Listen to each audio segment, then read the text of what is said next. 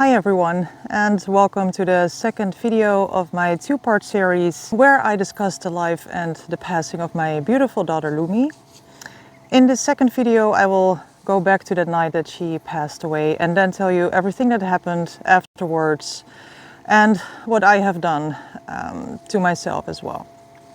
So just a little heads up, these are not very easy subjects to listen to nor to talk about, but I will not go too much into detail. So in the second part of the story we will also talk about a few of the mystical things that have happened and that have opened new doors to, let's say, another realm for me. So let's begin.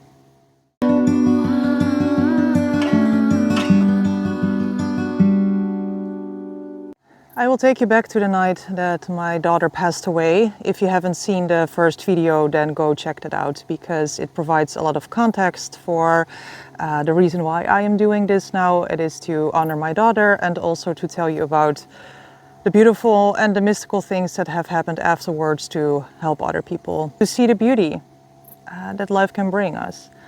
So, on the night from 14th to the 15th of August, Lumi passed away and I witnessed that for half an hour.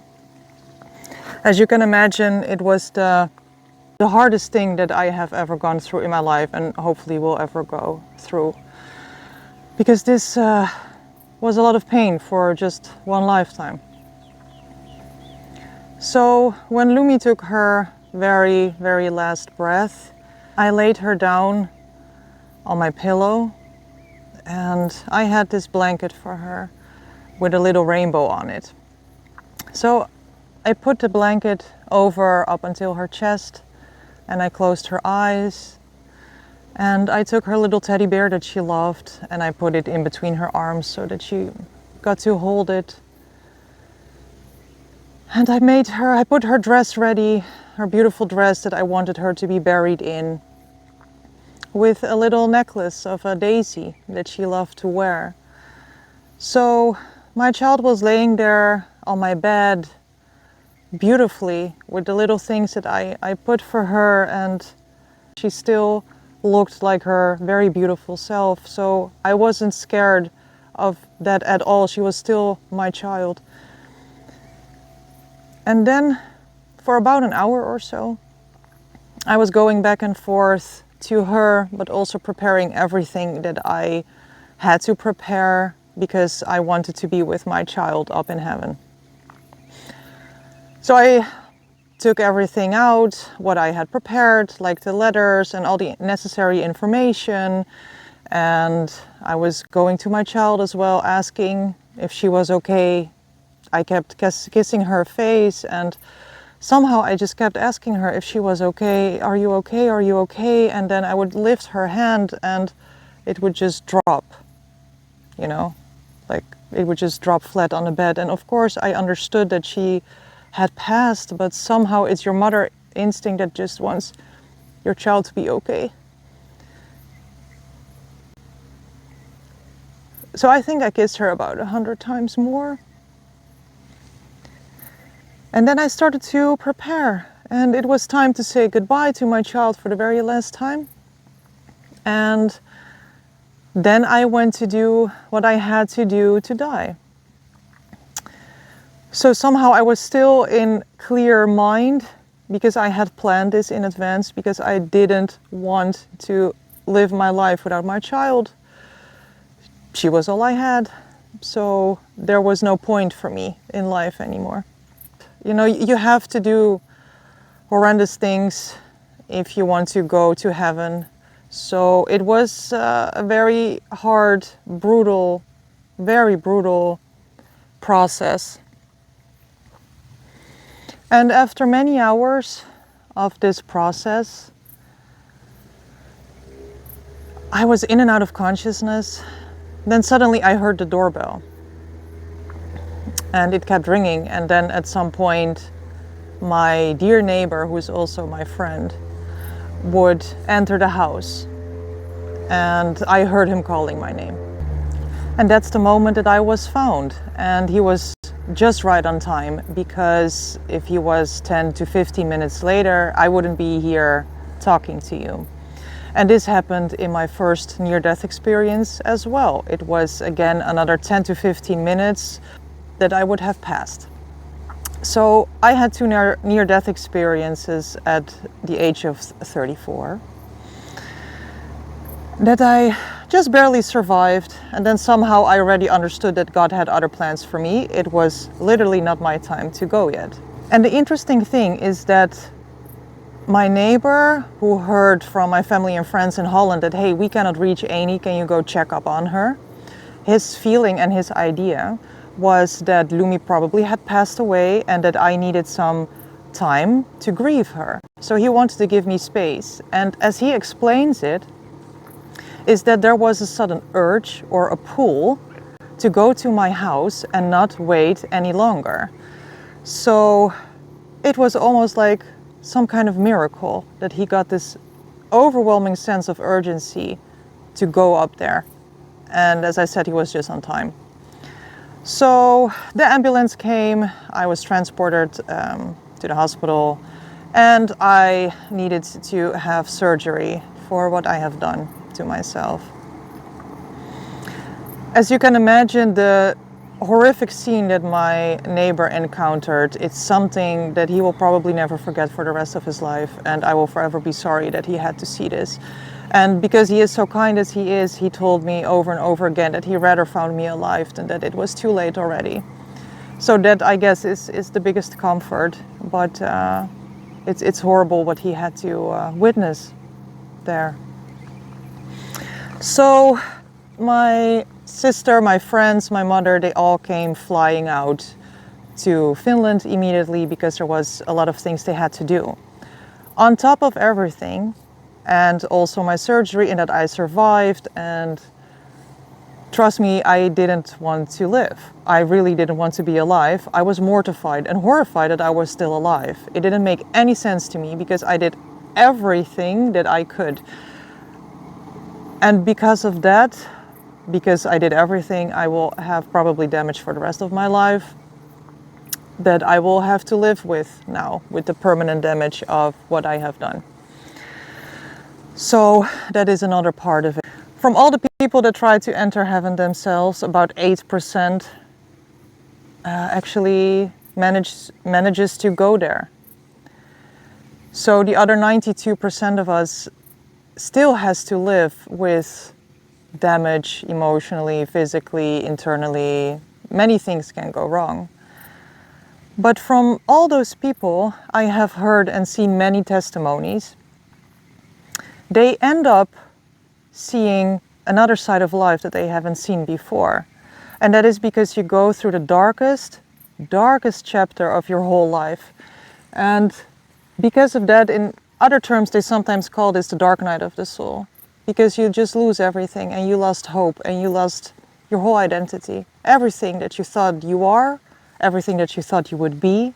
I thought I was a mother and suddenly I wasn't. I thought I would have grandchildren and now I don't. So even my future was gone.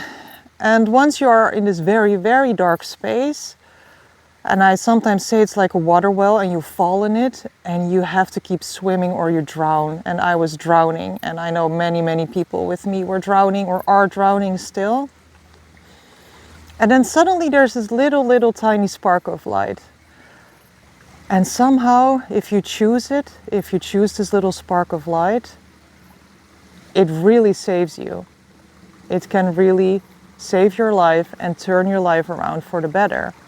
And as Rumi, the famous poet, said very beautifully, the wound is the place where the light enters. And that is exactly what has happened to me and to many other people that were there in the darkness. So, being in so much despair and pain and losing my child, and I see fishes jumping here in the water as I speak, so that's always a beautiful sight. What also happened was that the police, they showed up at my house because there was a body found, my daughter, of course. And I hadn't called that body in. I didn't inform the hospice team, and I didn't inform the police, nobody. And I didn't do that because otherwise I wouldn't have time to do what I wanted to do. So it was a very conscious decision, of course. But because I didn't do that, I was suddenly a prime suspect of a murder case. And as you can imagine, it was something that I also never imagined that I would be in my life. So for the first 72 hours after everything has happened, I wasn't allowed to talk to anyone. I was in the hospital surrounded with 2 police officers that were watching my every move, although I couldn't move because I was very ill, let's say, badly hurt. So even when I had to go to the bathroom, they would follow me. So I was under police surveillance for 72 hours because I was a prime suspect and I couldn't talk with anybody. And also my family and friends, so my sister, my 2 best friends, and my mother, they came flying over. They had no idea how I was doing. So of course they heard from my neighbor the situation, what I had done, and that I was still kind of alive, but it looked very bad, as the ambulance people said. So they were not sure if I was still alive or not. And I cannot even imagine the feelings they all had to go through. But of course we talked about it later on extensively, but it was a nightmare for all parties. I was in the depths of pain, extreme pain in all ways, and I couldn't talk to anybody that loved me. And they were in a lot of pain and insecurity and had no idea what was going on and if I was even alive or not. So I was subjected also to an interrogation of 4 hours, surrounded with the detectives and the police officers. And in the meantime, they of course checked everything in the house, because suddenly they also found all these very heavy medications and oxygen tanks, and they just had no idea what was going on in my house. So in the end, it was after 72 hours, everything was cleared up and I was no longer a suspect, because they also got a letter from the hospital of 8 pages declaring that my child was severely ill and she could pass away at any moment. And they also wrote about my character. So it was a horrendous 72 hours, let me tell you. So then after those 3 days, something very beautiful happened. And I can say it was very mystical, it was beautiful, it was spiritual, it was everything. And it was all that I needed to survive. Because Lumi was having an autopsy. And if I would think about what that would entail, what they would do to my child, then I would just go insane. Because they wanted to see what has happened in her body and why she passed. So at the 3rd day, when I was released from police custody, her autopsy was over. I was laying in the hospital bed and I was looking at the ceiling, and of course in a lot of pain and totally numb of what has happened and in shock state. I looked up at the ceiling and I was thinking of my child, and then suddenly I felt this warmth, like this heat on my chest. And it was like as if it started glowing. So my whole chest suddenly started to glow. And it was as if I felt some presence. And then suddenly, like it was 2 meters above me, I heard my daughter's voice say, "Mama!" Very loud and clear.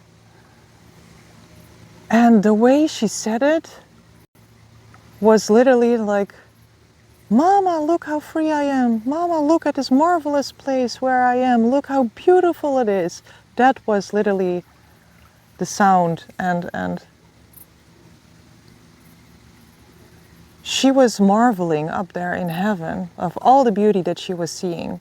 And she came down to me while I was laying on that bed, looking at the ceiling, totally in pain and in shock. And she came to let me know that she was okay, and she was on the other side, and she was just in a complete blissful state. So of course I started crying and speaking to her and how happy I was that she came to me and that everything is all right and okay and don't worry and all those things. But it was truly a gift, because it was everything that I needed to hear, that my child was free and safe and happy. So happy. It was unbelievable. I had a very long and difficult recovery ahead of me, and we had to do all these funeral arrangements as well. And my nearest and dearest, they were all helping me very well and supporting me and handling all the things that we needed to handle. And then suddenly I also had to understand that, yep, I was alive and I survived. And now I have to help plan my child's funeral. But I also realized that what a nightmare it would have been if I would have passed away as well, because then my loved ones would have had 2 caskets to pick and 2 funerals. So, I mean, I guess it's for the best for everyone now. When I finally went back home and I was released from the hospital, I was sitting in the garden one day. It was maybe about 1 or 2 weeks later when Lumi passed.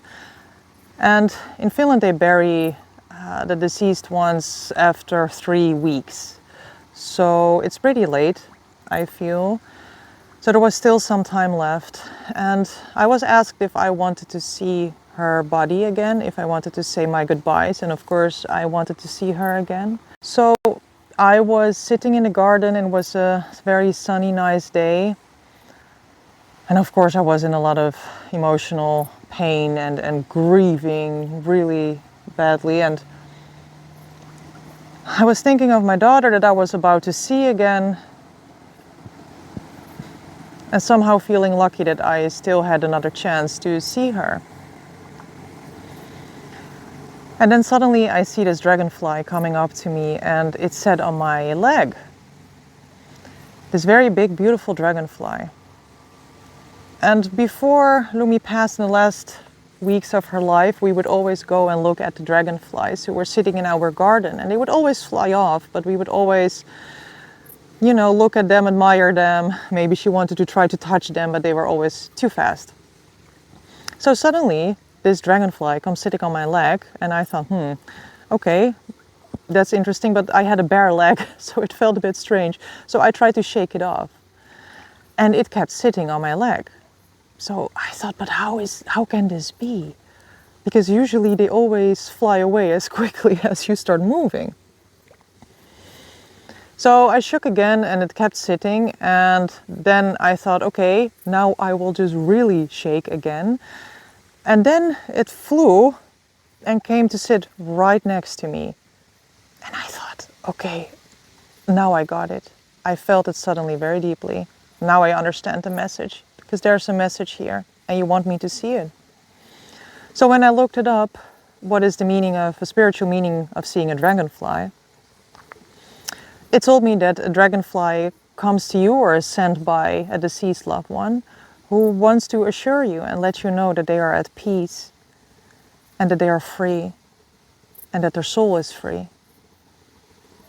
And once I read that, I immediately thought of that moment when Lumi came to me in the hospital and said, "Mama," so happily, that I understood, okay, she's really free, and that's the only thing you want for your child. If it's not with you, and if your child has passed, you still care for your child and you still want the best for your child, and that they're happy.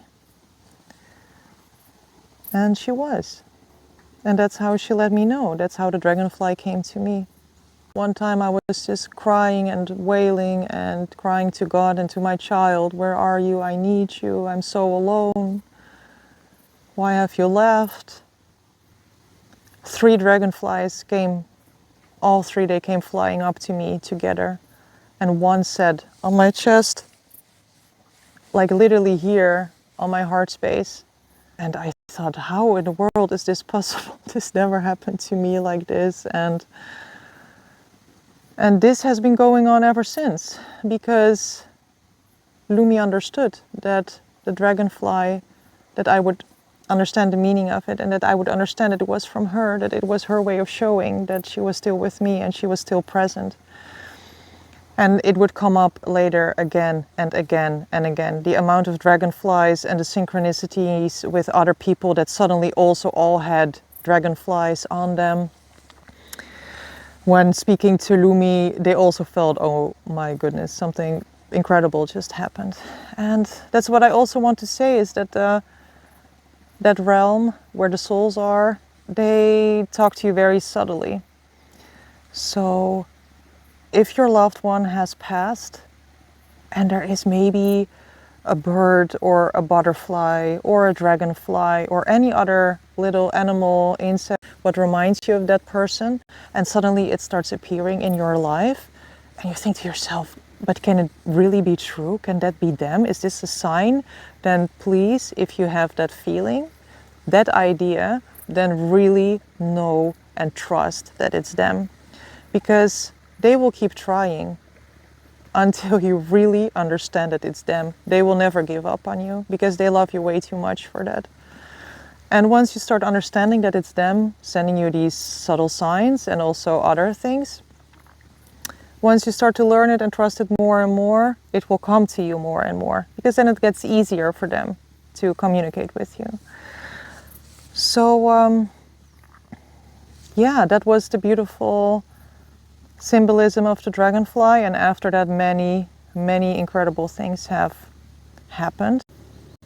But even with all those incredible things happening and this beautiful realm that opened up to me, I was still in a lot of pain and in a lot of grief, and my heart was totally broken and shattered, and my whole soul was shattered. And the depth of that pain is something that you can never ever explain to somebody. But the people that have lost a child, they will understand what I'm talking about. It is so unbearable that you don't understand how you can live another minute and then the next minute and the next minute, because it was in minutes, and then a few minutes at a time, and then 10 minutes at a time, and then at some point it became a day to survive that day. And I was very blessed with my friends. I'm still very blessed with my friends, and also my two best friends. I think they called me, if they were not with me, if I was alone in some periods of time that I would be alone, they would call me. So I think they called me every day for about 8 months straight to just get me through the day so that I wouldn't die. Because even though beautiful things happened that I'm dedicating also my channel to, it was sometimes not enough. Although I know my child is at peace, I know there is a greater plan for all of this. I know that there's a higher purpose for all these things that have happened. And I have full faith and full belief in God. So even though I have those things and more, the pain was still so unbearable. If I would not have those things, then I would not be here anymore.